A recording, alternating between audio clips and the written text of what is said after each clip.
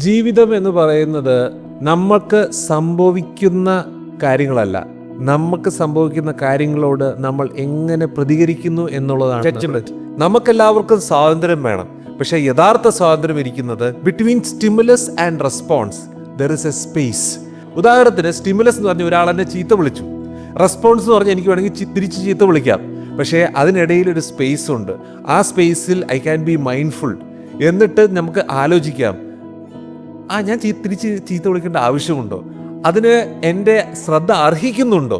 ഇതെല്ലാം മനസ്സിലാക്കി ഞാൻ ഒന്ന് തിരിച്ചു പോയാൽ പിന്നീട് എൻ്റെ ഒരുപാട് സമയവും ഒരുപാട് എഫേർട്ടും എടുക്കുന്ന ഒരുപാട് കാര്യങ്ങളിൽ നിന്ന് എനിക്ക് ഒഴിവായി പോകാൻ പറ്റും.